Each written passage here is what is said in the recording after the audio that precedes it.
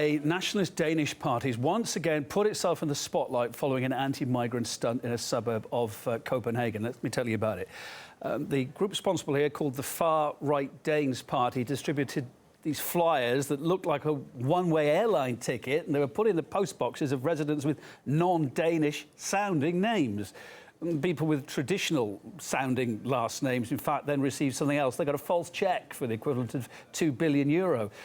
A lot of people are offended by this. The party claims that's the amount of money Denmark would save by expelling all non-Western residents. Copenhagen police had something to say about the controversial move too, of course. Now we will determine whether this is punishable by law, and that is something we will do just as soon as we have the necessary legal assistance here. Let me tell you a bit more about the place where these leaflets and tickets were distributed. It's a western suburb in the Danish capital. It's frequently been targeted by nationalists because of minorities living there.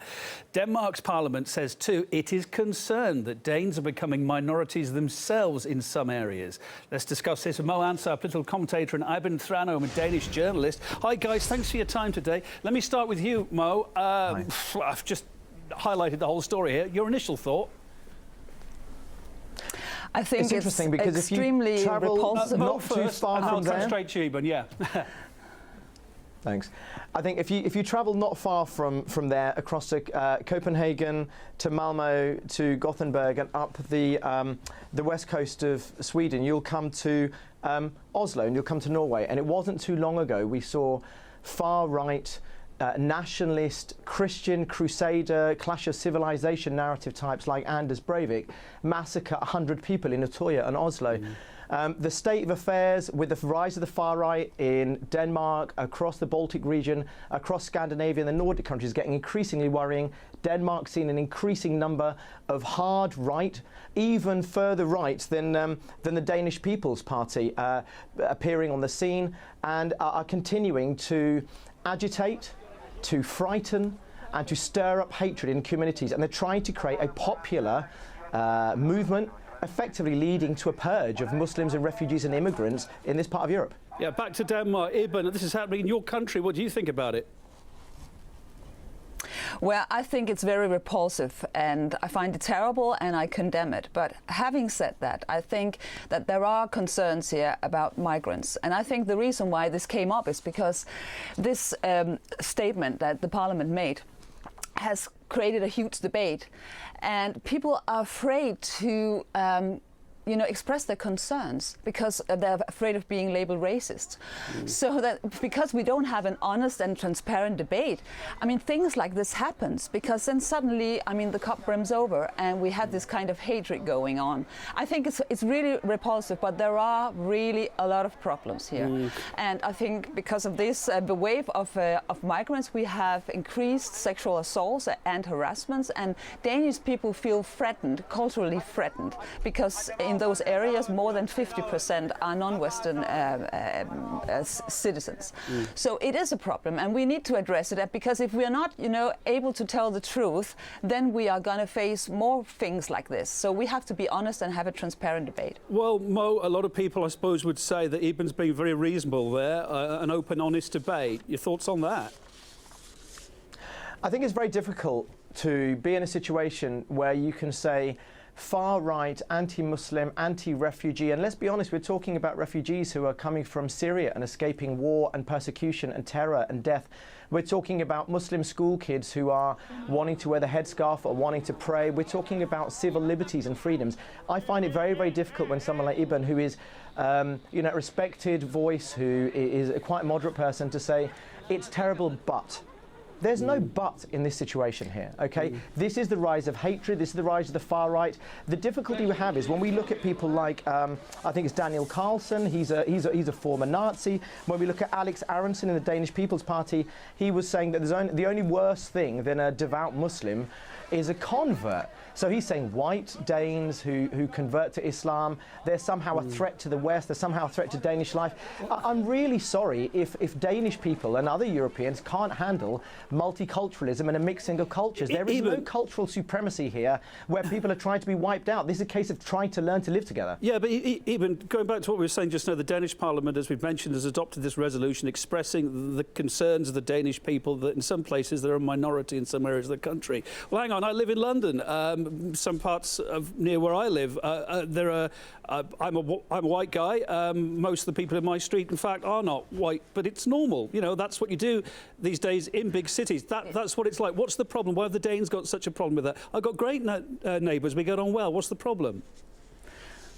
I don't think we have a problem. I think what you can expect of migrants and refugees is that they are loyal to the host population. And I have some numbers here. I mean, 4 in 10 British Muslims want some aspect of Sharia law enforced in the UK. The same that is applies a nonsense. to them. That has been totally debunked. Ibn, that has been totally debunked. You can't talk about that. That has been totally debunked. No, yeah, I mean, let me speak. That's been totally debunked in the UK. These are alternative facts, Ibn. These are alternative facts. Well, no, I'm not so sure about that, because these are surveys. 52% of all British Muslims think that homosexuality should be illegal. These are alternative facts. I mean, no, I don't think so. And at least you have to face the fact that a lot of people feel culturally threatened.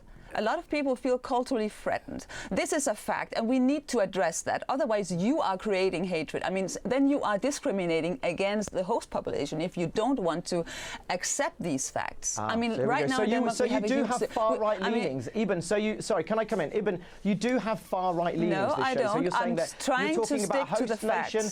You're talking about a host nation which is feeling culturally threatened by children and refugees.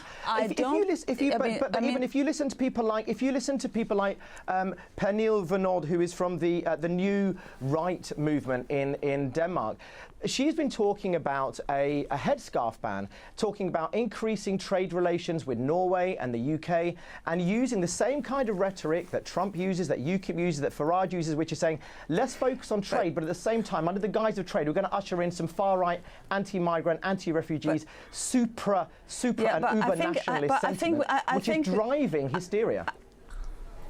I think we have to consider whether the multicultural project has failed. I mean, our Danish immigration minister said that integration has failed, and Angela Merkel said the same. Guys, let me just stop you. Let me just stop you there.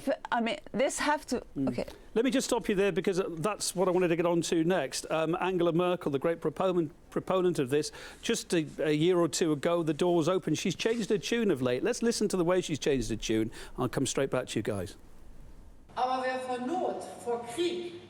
Those who flee misery, war, political oppression, we are responsible for helping them, whether we want to or not. Refugees are coming into Europe, and we are vulnerable, as we see, because we don't yet have the order, the control that we would like to have. What's the reason, I wonder, behind German Chancellor Merkel's U-turn there, do you think, Mo? She's had absolutely no choice. She's been cornered. Again, let's go to Mo Merkel has been quite unfairly, but I guess quite reasonably, targeted and labelled as the mother of migrants by the far-right and the nationalist movements across Europe, who have been saying that Merkel has an open-door policy to refugees. So Merkel's toughened her stance over the last probably 6 months or 9 months to push back people like Alternative for Deutschland and other organisations and political movements that are beginning to nip at their heels and are pushing, as we will see in the spring elections across Europe, with Front National, with Geert Wilders, Freedom Party, with a number of organisations and parties in Europe. For her own political lifeline, yeah? Well, I think she's been careful but quite nuanced. So she said any of the illegal migrants who have been criminals, or any of these migrants and refugees and asylum seekers who are criminals, will deport them, will toughen our borders, but we will let people in, because she said immigration, she made a mistake, the majority are, but Kevin, if I can say one thing to you, to the viewers, and to Ibn as well, the majority of the world has, like me, brown skin. Darker than me, lighter than me. We are a plurality of people. If we want to say that Europe somehow has to remain white, has to remain non-Muslim, has to remain Christian. When the world is changing and we're mixing and there are population flows all around, Professor Hans Rosling says that by 2100, the population of Europe will stagnate, whereas the populations of the Middle East, Africa, China, these places are going to double. What are we going to do? Say we build higher walls? We're not going to live in a plural, multicultural society? Are we going to make it like the Hunger Games? How do we want to live? And we've really got to start addressing some fundamental questions about what plurality, what multiculturalism looks like towards 2100, because I don't want our kids growing up in a society where we're saying we are scared of foreigners, we are rife with xenophobia, we are scared of Muslims, they are coming here for cultural supremacy, because these things are fear-mongering and we shouldn't give in to them. Ibn, back to you. Let's go back to this stunt pulled here, the sending out of these plane tickets, this one-way plane ticket, if you had a name that wasn't traditionally Danish. Should the Danish anti-migrant party be punished here by law? Well, first of all, I want to say that Danish people are not afraid of foreigners. But if this multicultural project has to succeed, we have to share the same values. And obviously we are not. I mean, right now we have a case with Muslims who do not want to take swimming lessons unless there is gender separations. It means that Danish people have to bend to Islamic laws. Also, in most of our kindergartens now, people there is served halal meat.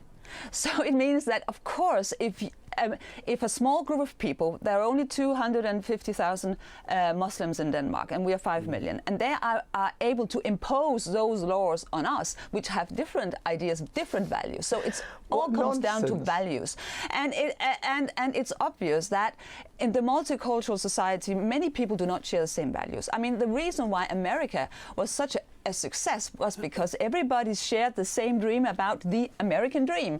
So we need to define common goals, and we have not been good enough at making demands. The host population say, well, these are the demands, and you have to adjust to those values. Guys, we've had 10 minutes on this. And this is the real problem. And I see that, unfortunately, we had hoped that it was very easy to integrate people with the different beliefs. Shock horror, even shock horror, America has not been a model of success, and many people would say that the American Reich is now rising in the West. So I think before you look at the state of Black Lives Matter, Muslim Lives Matter, the state of civil rights on a country founded on the genocide of Native American Indians, a country founded on slavery. We've got to leave the last word there with you, Mark. That can be discussed. Cheers, but the world you are advocating for doesn't exist, and I think what we are we've got to leave it there, guys. And relax. This is actually the feeling of Danish people that other values are taking over. Eben, your light's gone off. Eben, thanks for being with us. Eben Thranholm, Danish journalist. You're back with us again. Lovely. Mo Ansah, political commentator. Lovely to see you guys. Have a good day. Thanks for your input on the show today. We appreciate it. You too. Thanks.